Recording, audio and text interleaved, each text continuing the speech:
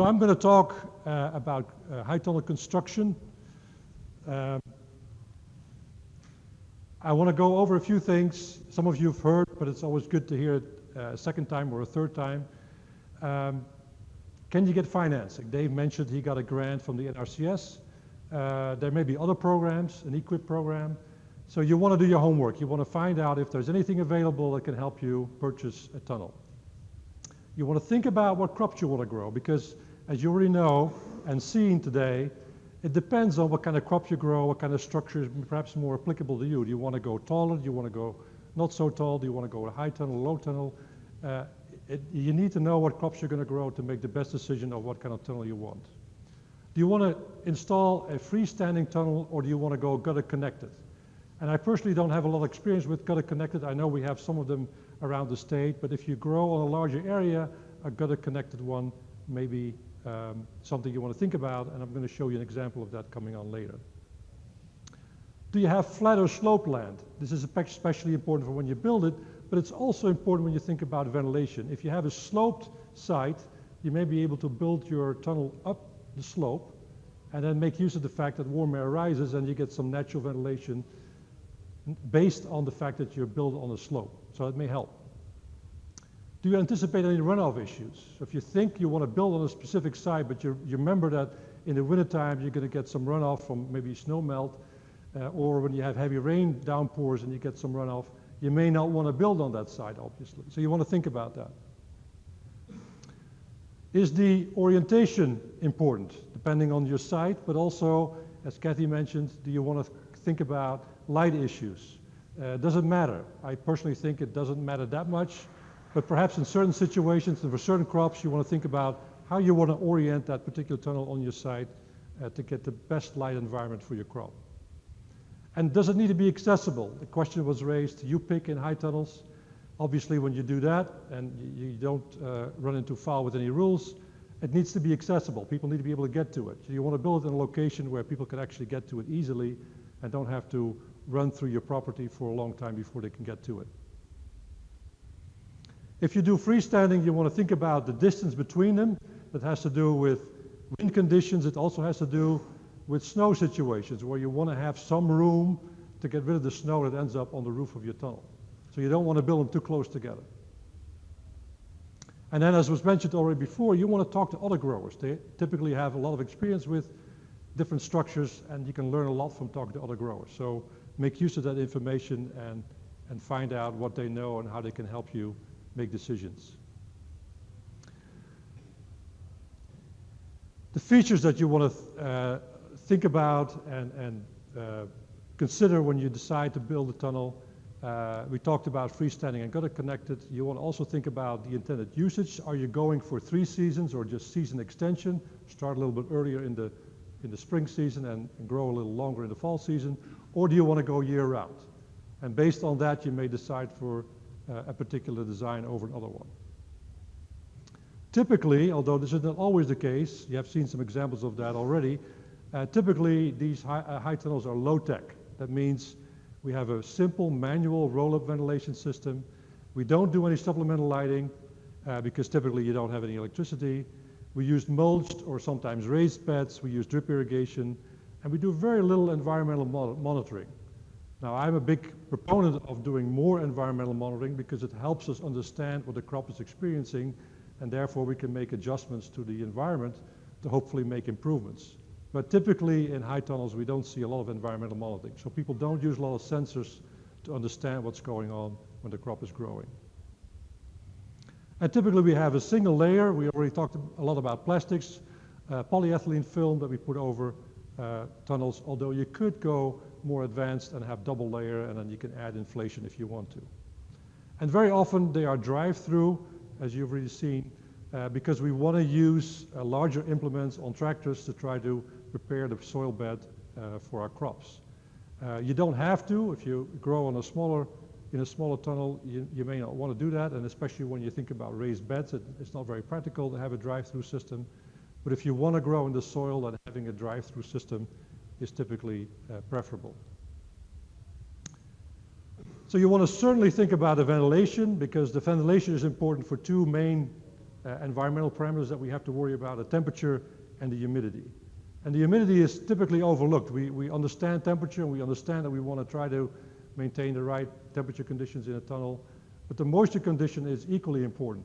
And as we already have seen, if you don't control moisture very well, you can get wet leaf material, you can wet fruit in a tunnel, and that can create all kinds of disease issues.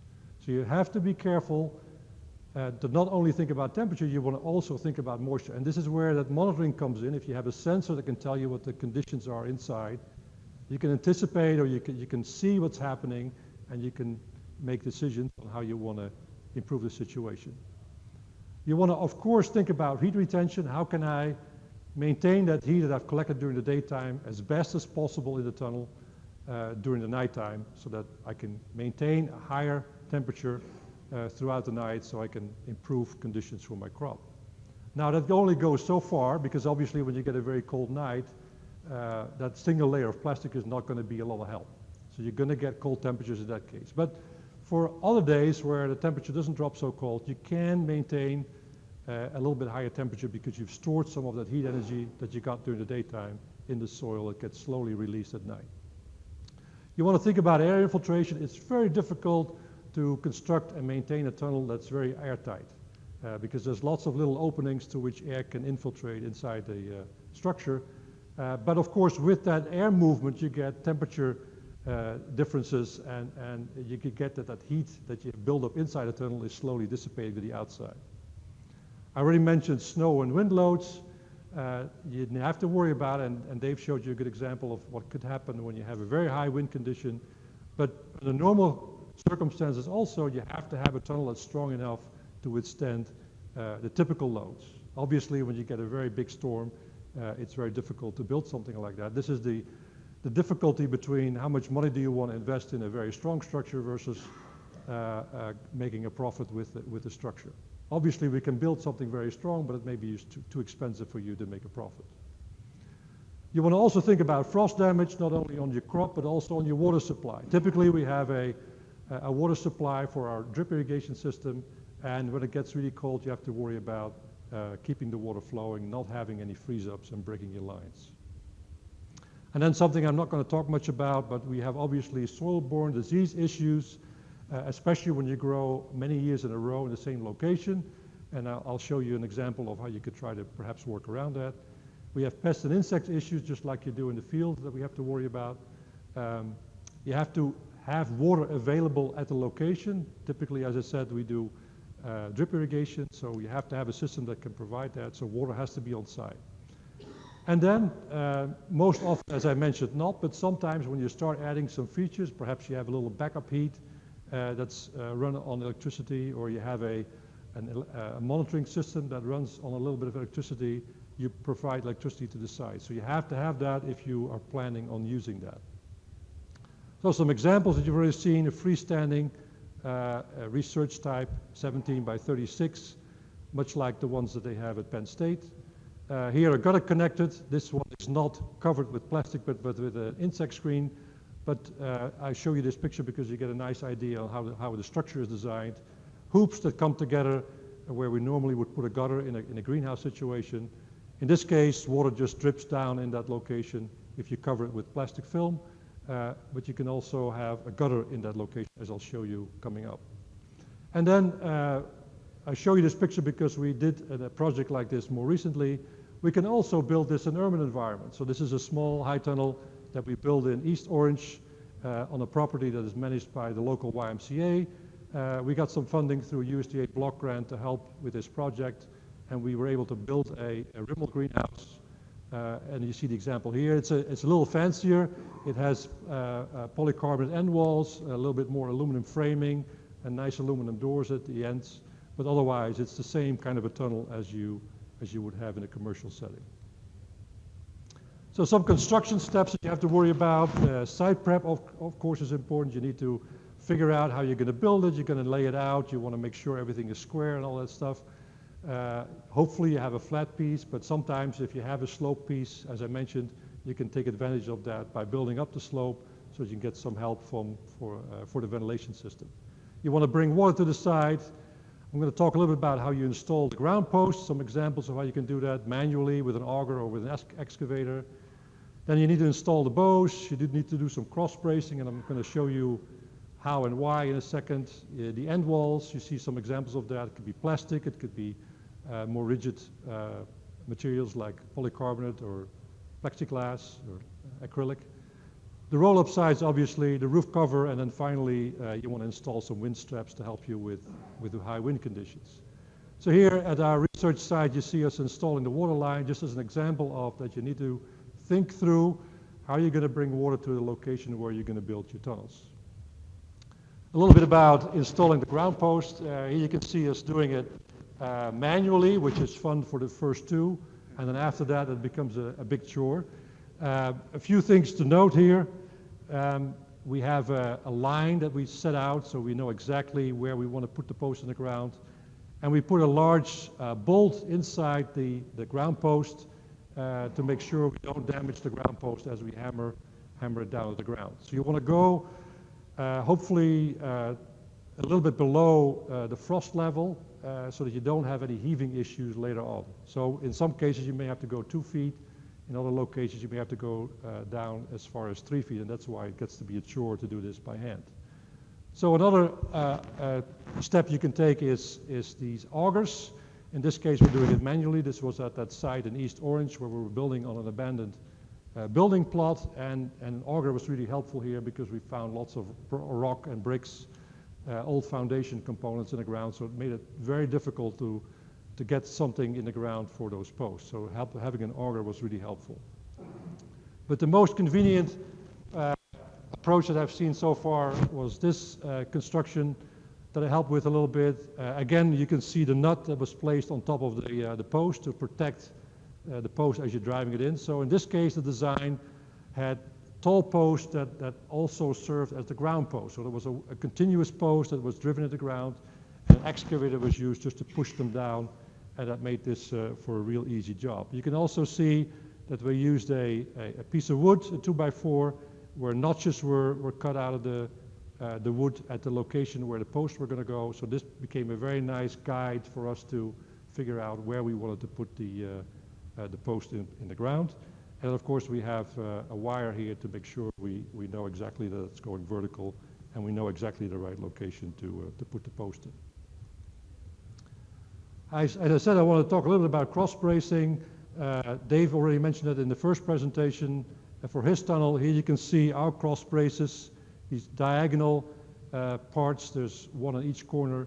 This is really critical for wind conditions. If you get a high wind coming perpendicular, to the end wall here, if you don't have these cross bracing, the tunnel tends to just fall over like a deck of cards. So these cross braces help to keep that tunnel vertical. So don't skimp on that. Whenever you buy installing a tunnel, make sure you insert and install these cross braces because it's really important for keeping the tunnel upright when you have high wind conditions. I talk a little bit about the end wall construction. There's a lot of different ways of doing it. You see some examples here. The one that we did originally was kind of elaborate, to make a whole wood frame attached to the end bow that we can then use to later attach the plastic film to. You see on the other images some gutter connected houses where there were different designs to close the ends off. Obviously, if you want to maintain heat in the tunnel, if you want to reduce wind conditions, you want to have end walls that can be closed up. So having a good design that works for you, that still allows you to get into the tunnel with larger equipment when you prepare the soil and when you lay the beds, is helpful. So think that through and think about different designs that you can use for your application. Then you need to attach the plastic to the frame. Here you see again images of our construction for a research project. So we had the wood attached to the metal, and then we attached our extrusions, aluminum extrusions that we used to clamp on the plastic to the frame. You can also immediately attach, for example, an extrusion like this as the hip board directly to the frame. There are now designs that allow you to do that, so you don't have to worry about wood anymore or don't use wood anymore. But you get the idea. You have to have a way to attach the plastic to the structure, and typically we do that by using aluminum extrusions that we screw into the frame, and then we use this zigzag wire to try to keep the plastic firmly in place. The last image that I want to show you here shows you this end wall pane, an extra piece of plastic that we installed. So the roll-up side is already installed here, that is rolling over this piece of plastic that we installed in the very last section between the last two bows, to try to reduce this infiltration, to try to have some way of covering the tunnel a little bit better so that we have less infiltration of air that could otherwise just come around the roll up or roll down side right into the tunnel. Then you have to worry about the roll-up sides, and here you see two examples. On the left-hand side, the manual system. So you have this horizontal pipe that we prefer to roll up inside, so not to the outside, but inside, so that any rainwater that comes down does not get caught into the roll-up mechanism. So if you roll it inside, then any water just sheds off and doesn't get caught inside the roll-up mechanism. And then you have a very simple T-section with a large pipe in it. So you roll it up and you slide the pipe in the T up and down. And when you're at the right setting, you just slide the pipe down and you stick it in the ground, and that's it. Or you can go a little bit more advanced where you have a motorized system. So here's actually a pipe motor attached to the pipe that rolls up the plastic. But now obviously you have to have electricity on site because the motor runs on electricity. But this system is designed so that there's a sensor inside that senses the temperature, and as soon as it gets too hot based on the setting that you prefer, it starts to roll up the roll-up side. So it does that in steps. So if you need a little bit of ventilation because the temperature is a little bit above your set point, it only opens it up a little bit. And if you need a lot because the temperature is way off, it opens it up a lot. But the advantage of that is that obviously this happens automatically. So you don't have to have somebody to keep an eye on things all the time. The sensor picks up what's happening, and based on the sensor reading, you see the roll-up side going up and down. And this system was very nice because it came with a special extrusion, aluminum extrusion on the bottom, so that when you completely roll down the roll-down side, it actually flips over the extrusion, and then at the bottom, when the plastic is fully extended, it starts to roll itself up in the opposite direction, and it catches itself underneath the extrusion, so it sort of closes off in a very nice, tight fashion. You want to prevent wind damage, and the most convenient way that was, I think, invented by the folks at Penn State. Bill Lamotte was a big proponent of this. He uses these wind straps, these polypropylene bands that you just throw all the way over the tunnel and attach to the baseboards here on the sides. They help, of course, with keeping your roll-up section in place. You've probably also seen wire ropes in a zigzag pattern here for the same purpose. But if you do these bands, not only are you keeping your roll-up mechanism in place, you also help with the plastic on the roof, keeping it down when you have higher wind conditions. So this could be a nice and relatively easy and inexpensive way of protecting your tunnel a little bit from higher wind conditions. The ventilation is really critical. We talked about the manual and the roll-up side. So the manual is obviously the cheaper version. In our small tunnels, the electrified motorized system was doubling the price of the entire tunnel. So it is an expense, but obviously it's going to take away some of your labor, so you could offset some of the cost against that. If you build freestanding tunnels, I think the best way of orienting them is to look at the prevailing wind direction. And you want to build it perpendicular to the prevailing wind direction so that the wind can come through when you open up the sides and really push out the warmer air that you have inside the tunnel. So build them perpendicular to the prevailing wind direction. If you have a gutter connected system, you don't have that option because you have only two side walls, and as you get further away inside the tunnel from the side walls, you see very little effect of those side walls. So you only have the end walls that you can open up, but you can also slide away the roof. Some growers use a roll-up mechanism for that as well. You want to always design for sufficient ventilation opening area, and I've seen people build tunnels that otherwise were perfect, except they did not allow for enough opening area, and as a result they got very hot temperatures inside. So you want to always think about sufficient ventilation, and you can only get sufficient ventilation when you have enough opening area. We talked about the topography, follow it if you can. And the question I sometimes get, are taller tunnels better? This is the same question that greenhouse growers ask. Is a taller greenhouse better than a not so tall greenhouse? And the answer is yes. And the reason is that if you have a taller structure, you have a lot more air volume inside that can act as a buffer. In other words, fluctuations because of the sunlight conditions or wind conditions are a little bit more dampened when you have a larger volume inside the structure. So if you can build taller, if you have a strong enough design that allows you to build taller, then building a taller structure is always better than building a not so tall structure.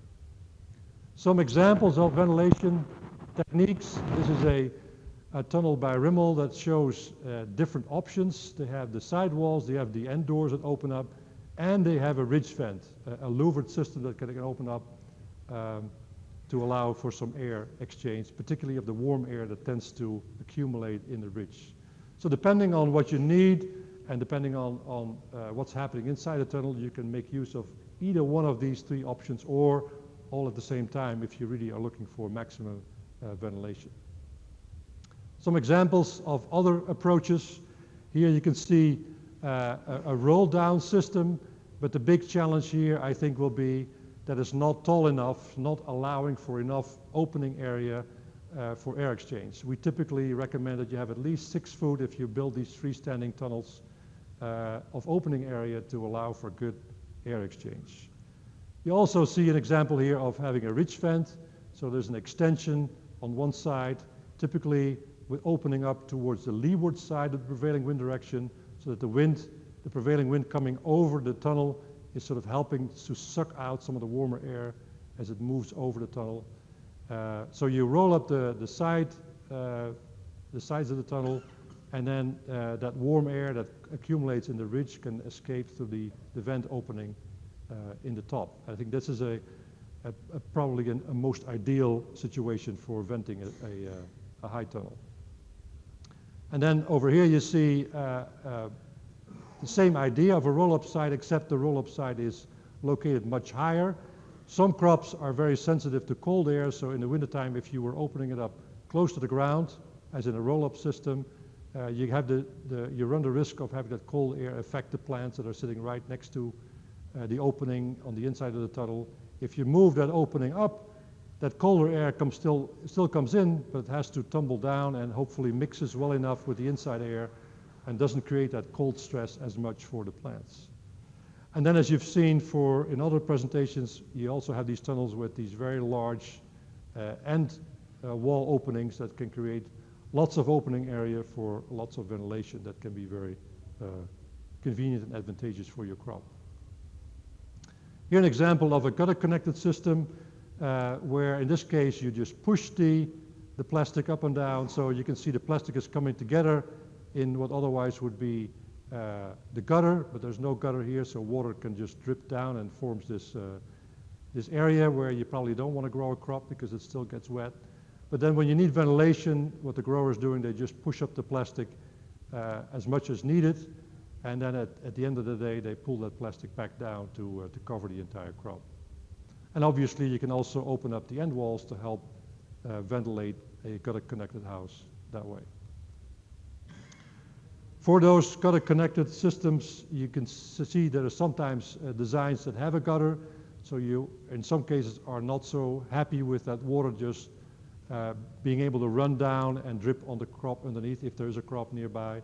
So in this case, they put a gutter in a gutter-connected system to allow that water to run off to the ends and not cause any problems inside the tunnel. You can also see the two different systems here. On the left-hand side, it's a roll-up system. On the right-hand side, it's just a push-up system where the grower is pushing up the plastic and pulling it down again, depending on the needs. This is an example of a small homeowner type high tunnel where there's a little design feature implemented so that you can catch some of the rainwater that otherwise would just run off. So there's a little overhang here with a little gutter installed underneath, so you can collect some of the rainwater and then you can run it to a rain barrel, for example, to help irrigate your crop. I want to say a few things about movable tunnels. Obviously, when you are concerned about soil-borne disease issues, you want to think about a feature like that. And here you see an example. So this tunnel is placed on a rail here. If you look carefully, you can see some wheels that support the tunnel. And you can see some very heavy-duty bracing, because obviously when you have a tunnel that's sitting on a rail system, you don't have a connection with the soil because you want to move it when time comes due. So you still have to worry about that uplift that was causing this big problem in Dave Specker's situation, where he lost his tunnel. So you want to make sure that you tie the tunnel down sufficiently so it doesn't blow away during high wind conditions. The other example of why you want to use a system like this is to grow two different crops, maybe a spring-summer crop that you grow first in the tunnel. You start your fall and winter crop outside the tunnel, and by the time you're done with your spring-summer crop, you move your tunnel over to your fall winter crop. So there's different strategies that you can use and different reasons for why you want to think about investing in a movable tunnel, and different manufacturers have these systems available now. You also want to consider winter conditions. You're going to get snow. Some of the snow will not slide off so easily, so you may have to get in there and try to encourage the snow. We use a broom typically to gently nudge the plastic to get the snow off the structure to try to reduce the load. You also want to, of course, think about heavier wind conditions, and you want to think about where that snow is going to go once you shed it off the tunnel. So again, when you build these tunnels next to each other, you want to leave some space, some room for a snow load, so you can have a place where that snow can get to.